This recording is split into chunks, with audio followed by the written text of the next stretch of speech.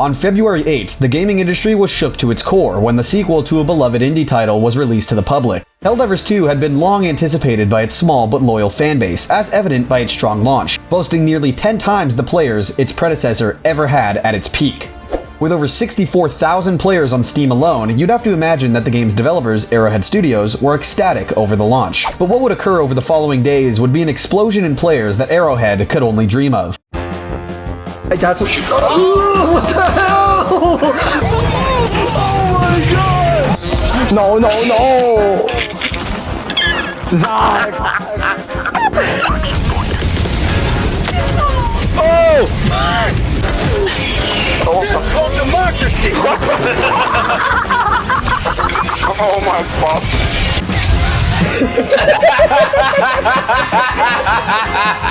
Oh, no.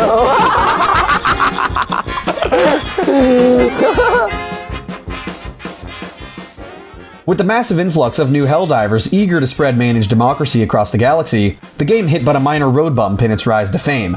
The servers literally couldn't handle all the new players. Of course, this didn't last long. The servers were quickly expanded, and shortly after, on February 24th, Helldivers 2 would hit its all-time high, with over 750,000 concurrent players, according to PlayStation. But let's be honest, you don't need me to tell you how insane this game launch was, because you were probably there. It was blown up on a level that hadn't been seen in the gaming world. It was unheard of. Literally everybody was playing, and if they weren't, they surely heard about it on social media. Alongside the game's blow up, the community blew up as well. What was once a small but passionate community that played the original Helldivers in 2015 quickly became a massive group of players that united under one goal: to spread democracy.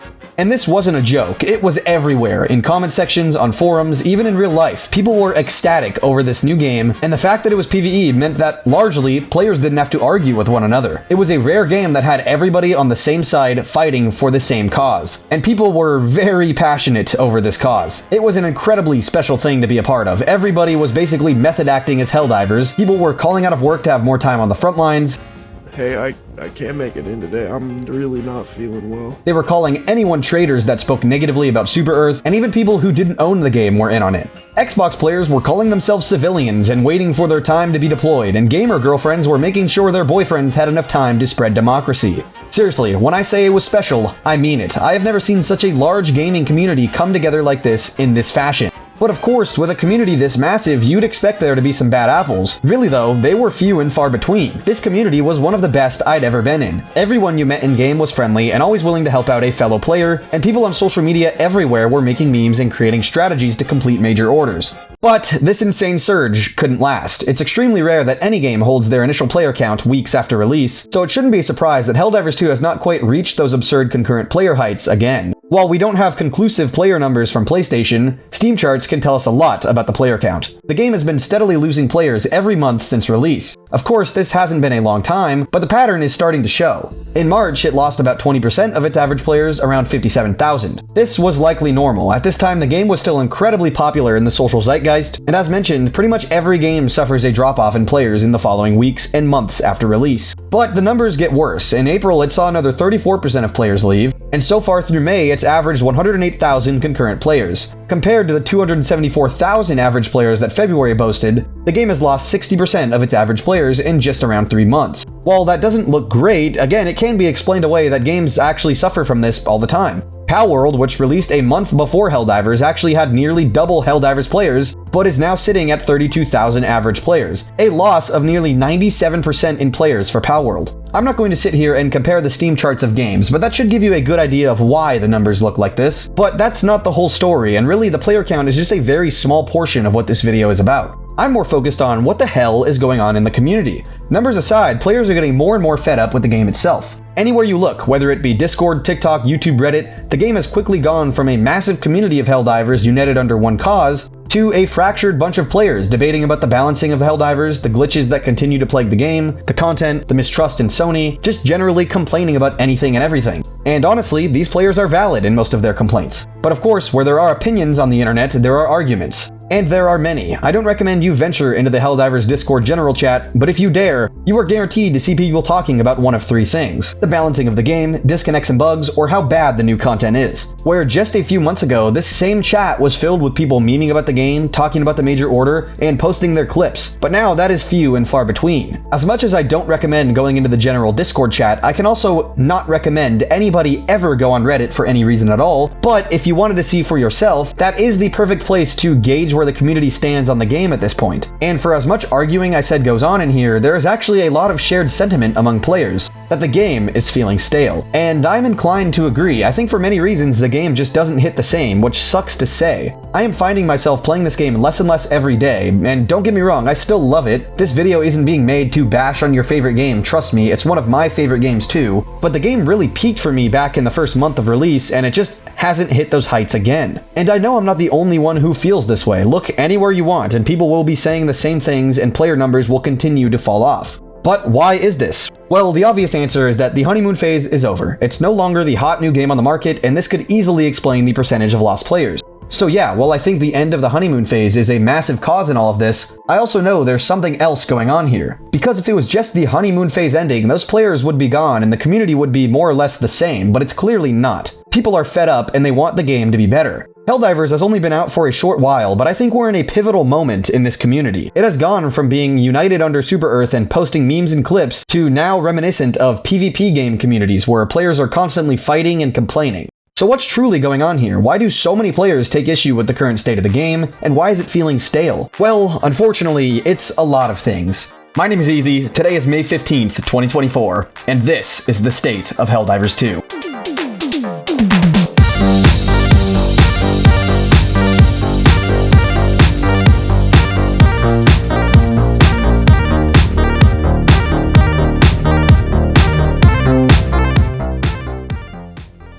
On an early morning on March 6th, Helldivers awoke to the first large patch of this game's so far short life.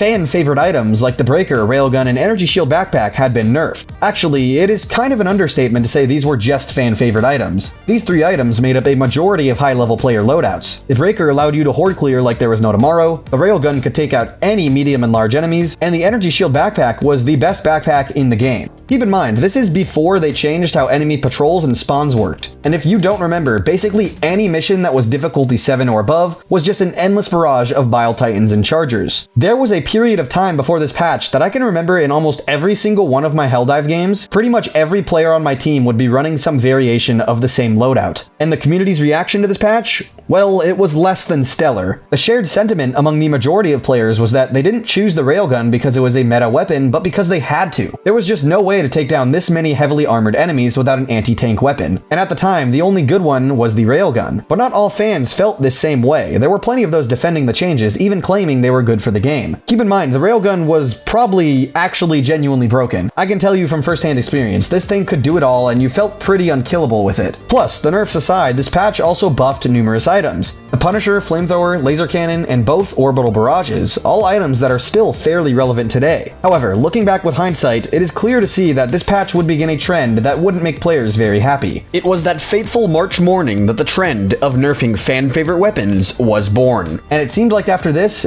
every patch that came about completely destroyed a weapon that players loved. The next patch after this one, they nerfed the Slugger and Arc Thrower. After that, it was the Quasar Cannon, Crossbow, and Eruptor in the same patch. Then literally a week later, the Eruptor was hit with a second nerf. But it's not just the weapons that have been getting changed. Throughout these patches, they've been making changes to the enemies as well, and even adding new enemies. That all brings us to today, where according to most players, the meta is just stale and boring. Just like it was in the first month of the game, players are essentially back to taking many of the same loadouts because they've made so many weapons so bad. But I have to give credit where it's due and can't just cover the vocal majority. I don't actually think they've done that bad. Not to say they've done a good job, but throughout these many patches, I do actually believe we have a lot more viable weapons than we previously did. Despite many players taking similar stratagems like Quasar Cannon and Eagle Airstrike, I will confidently say that I see many different primary, secondary, and grenades on a game-to-game basis. I genuinely believe there's a pretty good variety of primaries in this game, but I think the sentiment of bad patches is coming from people that keep getting their favorite weapons nerfed. And there, I sympathize with you. The Eruptor was really good, but I don't think a nerf was worthy. Definitely not 2 nerfs in a row. The weapon was really freaking cool, and it was one of my favorites in the game, but now it's just a hollow shell of what it used to be. And we could say the same about almost anything that's been nerfed. The railgun, breaker, slugger, crossbow, and the list goes on. But it's not just the nerf list, it's the new weapons that come out that feel like literal garbage. The Polar Patriots Warbond just came out, and out of the 4 weapons included, quite literally only one of them, the Pummeler, is good. The other 3 just straight up suck, according to most players, including myself. It doesn't matter what side of the balancing conversation you're on, because in the end, we are spending $10 to get these new war bonds, and then weeks later, it is rendered useless by a patch. That feels really bad. There's nothing worse than that. Hell, on top of this, the enemies continue to get buffed, patrol spawns changed, and solo players literally just got nerfed. I understand trying to force multiplayer, but anyone could tell you solo is literally hell in its current state. It's doable, but it's not fun. When I was scrolling through Reddit to try to understand the community a little bit better, I came across this post, and it actually sums it up pretty well. Remember the first month of this game's launch? It was the most positive community I've ever seen, and only soured after the railgun nerf, then again with the slugger, arc thrower, and now the eruptor. I'll end this section by saying the devs, and specifically the CEO himself, have expressed their want to change the balancing direction over the past few days. I'll cover this a bit later, but as of now, nothing has happened on this end, and the balancing mishaps have left us here. The community is clearly unhappy with where things are from a balancing perspective, but just like the honeymoon phase ending, this is but a fraction of what's truly going on here.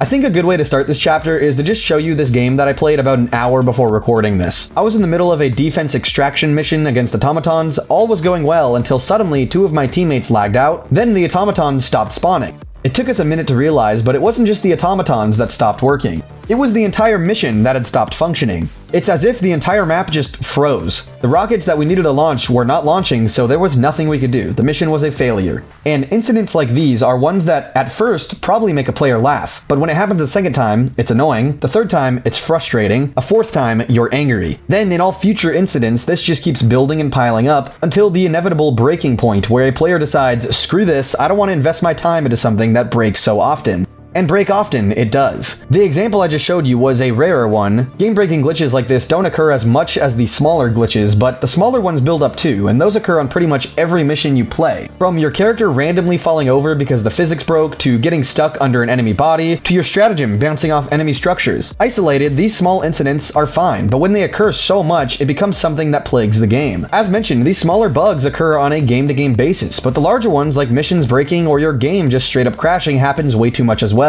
Honestly, I'd say I play this game at least once a day. At a minimum, I usually play at least one mission. Most days I play a full operation or more. And throughout my 7 days of playing in a week, I'd say I find a game-breaking glitch or crash in at least 1 or 2 of the days. And while that may not seem like much, these things just shouldn't happen in the first place. It should be once a month at max that I'm forced to close my game and relaunch. And obviously, that's just the major bugs. Again, I find small glitches in pretty much every game I'm in. The worst part about all of this is that in every patch, they claim to fix, in their own words, what they call common crashes, but then that seems to introduce even more crashes or glitches into the game. Just take a look at their patch notes. This long list of known issues just continues to grow and grow every patch, and some of these have been on this list for literally since the day the game came out. The spear is a good example of this. The targeting has not worked since day 1, then it was added to the list and has been there ever since. That is 3 months of the same gun-breaking glitch existing in the game. This weapon is near unusable because there is a good chance that when you aim it at an enemy, it decides to just not work. And glitches like this have been all too prevalent in this game's life. This one here, the Automaton Detector Tower stratagem glitch, where if you throw a stratagem next to a detector tower, it just bounces off. However, the only way to kill detector towers is with stratagems, so you end up calling multiple stratagems down in an attempt to finally get one to land next to it.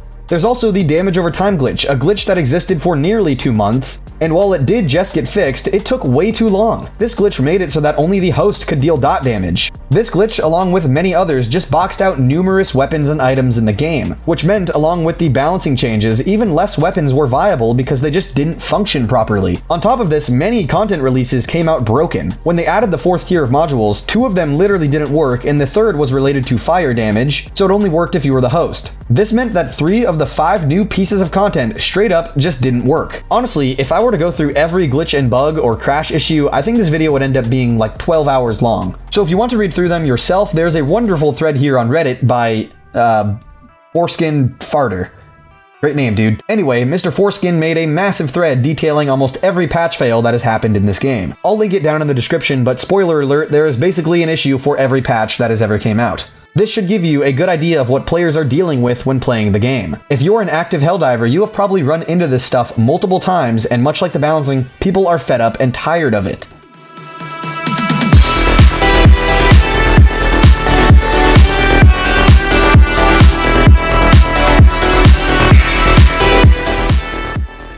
During the first month of the game's release, there weren't any major content drops. The game was still fresh and new, and players were satisfied with the content that was already present at launch. However, even though no major content drops occurred during this time, additional missions and small changes would be added every so often to keep every day feeling fresh and unique. It kept players on their toes with the prospect that they could see something new when they got on. One day it could be a new mission, a new stratagem, or even a new enemy. The best part is that these things were seemingly stealth added to the game, so it wasn't some major patch announcement you saw on social media. When you first encountered these things in game, it was the first time you experienced them. These were good times. Even though the content additions were small, they came weekly and all culminated in the beginning of March when Helldiver's first premium warbond was added to the game.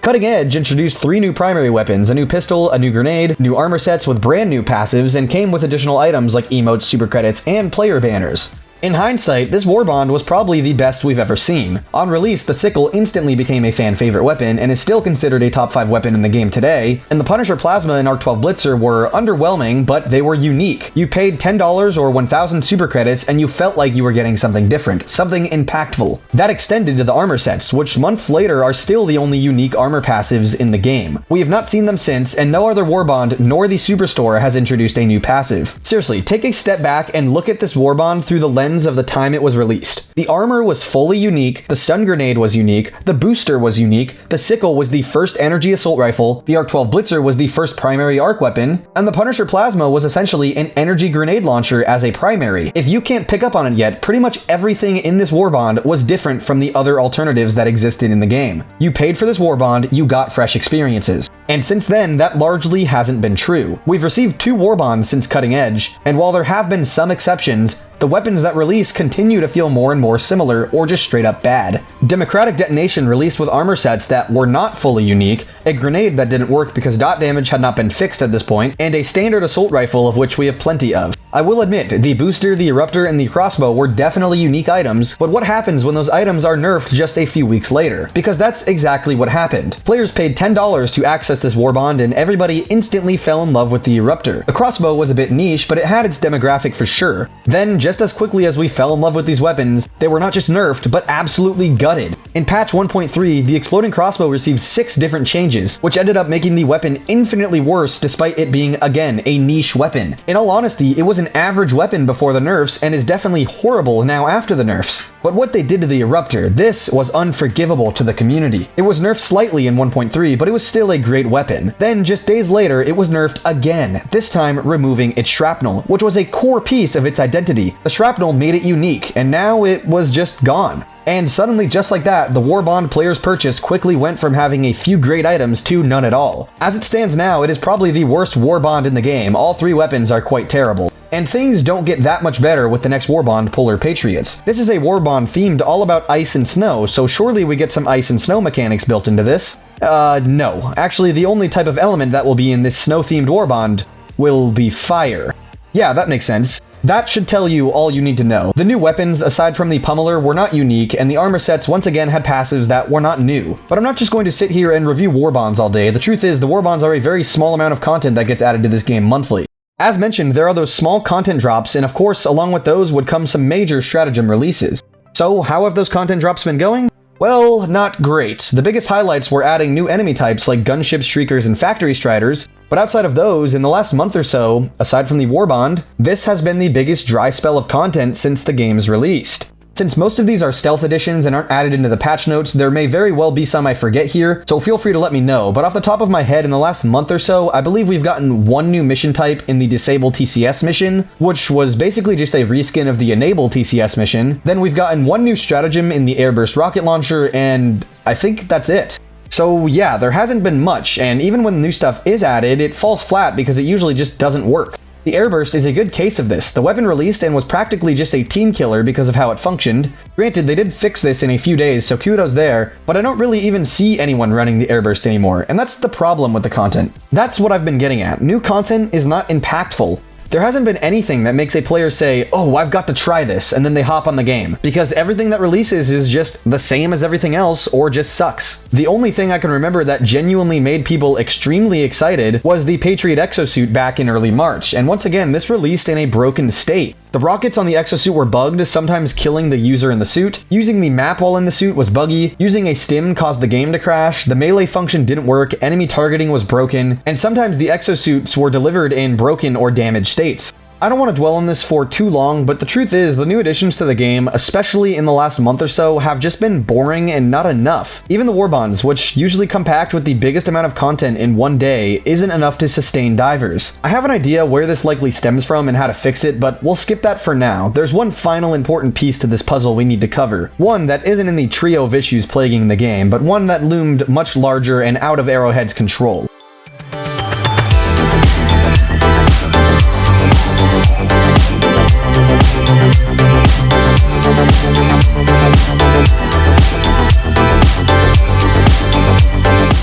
That's right, of course, I'm talking about Sony's big screw-up with the mandatory PSN account linking. I feel like I've said this multiple times so far, but I don't want to cover this one issue for too long, especially not this one, because this one was so big, I'm sure everyone watching this video has seen plenty of content and news articles covering this. It would probably just be a waste of time to sit here and cover the actual events. What I'm going to look at is the impact and the aftermath. As mentioned at the start of this video, the game was already in a downward trend in terms of player numbers, so it's kind of impossible to figure out if there was any drop-off in the percentage of players due to this event, especially because the change never went through, but community-wise, this has left a sour taste in players' mouths. It's been exactly 1 week since the mandatory account linking was canned by Sony, yet 177 countries remain unable to access the game, and just 2 days ago, 3 more countries were added to the block list. The Arrowhead CEO later clarified that this was an error on Sony's end, which Valve fixed on behalf of them. I don't think these countries will stay restricted for too much longer, but as it stands now, users from those regions cannot buy Helldivers 2. In my opinion, the damage from this situation has already been done. It can be undone, and it already slowly is, but it will take time. When a publisher pulls the rug out from under players like this, it can significantly damage their faith and trust in the publisher. While I believe Arrowhead actually came out of this controversy looking better due to their resilience and ability to stand up for their players, Sony definitely did not. Even though they reversed the decision, they could come out anytime and announce another terrible change for the game. On top of this, it seems like the community backlash has taught them almost nothing. Ghost of Tsushima, another PlayStation game that is soon to be released on PC, just got hit with the same treatment that Helldivers 2 did. They are now requiring PSN account linking, and there's no chance players will reverse this one. So if Sony clearly learned absolutely nothing, what's to stop them from trying something like this again in the future? That's what many players are worried about, and why they're still skeptical to give this game another chance. Well, that and everything else, of course.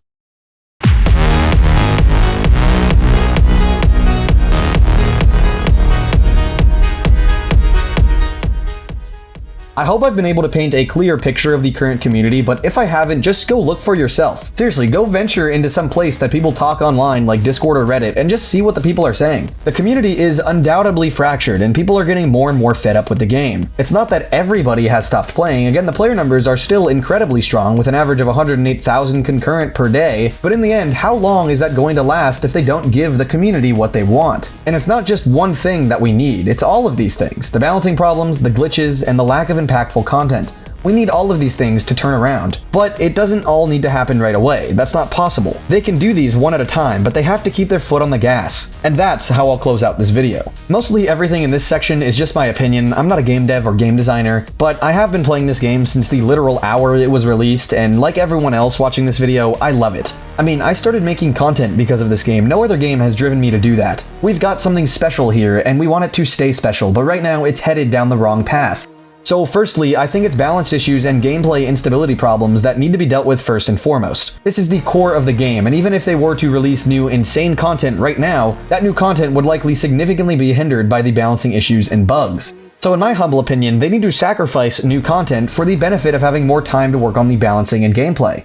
Luckily, this was an option that they had in a community poll before, so I'm inclined to believe it is possible, but I don't want to sit here and list out the exact balancing changes they need to do because I'm not qualified to do that. I will leave that to the professionals, who I have faith can turn it around.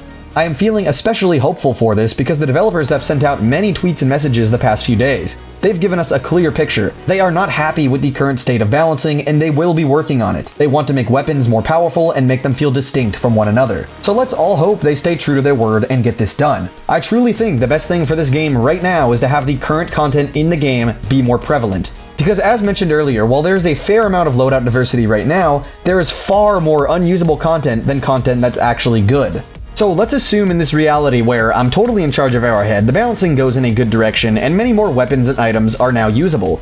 Let's assume simultaneously we have sacrificed this month's Warbond and Stratagem releases to give us more time to fix the major bugs in the game. Now that puts us in a spot where our game is in a state where ideally there is more good items than bad ones, and no bugs or major glitches plague any of the current content that exists. Wouldn't this be a far better state of game than how it is now, which is getting underwhelming new content? I personally think so. But that leads me to my final and potentially hottest take on how to set things in the right direction. We've already sacrificed last month's Warbond to make the current content more impactful, but let's keep doing that. Let's keep sacrificing the frequency of content in return for that content to be even more impactful. For example, I'd rather have one vastly new mission type or game mode than get 3 new missions throughout the month that all feel the same. Imagine a mission where it completely turns the game on its head. You invade the bug holes themselves. You drop in normally but on a tiny map with an entrance to a bug hole in front of you. You have time to prepare and call in support weapons, but once you go in, there's no going out until the mission is over. You can't use stratagems or resupplies, and in this enclosed environment, the game would be hectic, fun, and different. Or even a new game mode, where instead of dropping into planets and doing a mission, we get a true horde-based survival mode, where the longer you hold out in an outpost or something, the more you're rewarded.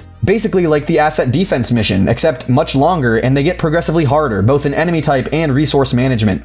Hell, above even these two things, I'd just love to see a real city that we fight in. I'm tired of fighting in these same landscapes over and over. Every planet feels the same, just differently colored and slightly different environmental effects. I didn't mention it in the content section, but I do believe that is a big reason people are getting burnt out. We're basically playing these same missions on seemingly the same reskinned maps.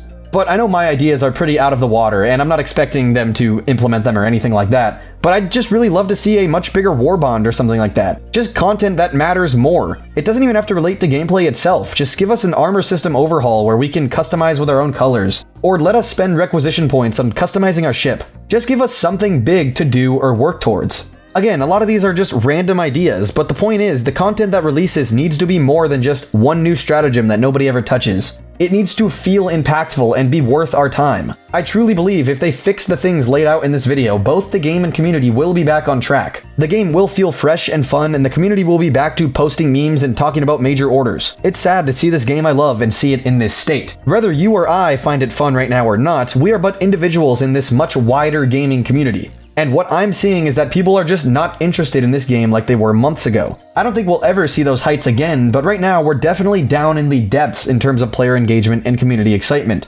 But again, that can be turned around. I believe in what the CEO says. I believe in the devs. I believe in us, the community. If we can get Sony to bend to our will, I know for a fact we can force some change from Arrowhead. And it seems like we've already done this a little bit. They want to get the balancing fixed. They want to get the bugs fixed. They're working on it. They've said these things. In fact, the best way to explain this is from the community manager Twinbeard himself. He wrote, "The biggest issue so far has been that the team was overwhelmed by the launch of the game. It has taken them time to bounce back and get ahead with the amount of pressure that's been placed on them." He says that what can easily be perceived as them being slow or not listening is more the fact that they're not up to speed. The game is only 3 months old and they lack time and resources to handle it to everyone's liking. They're still hiring and they're still learning. So as a community, all we can do is continue expressing our thoughts about the game in a respectable manner and hope for the best. We can hope for brighter days ahead and hope that the community can get back to what we were, a group of gamers spreading managed democracy.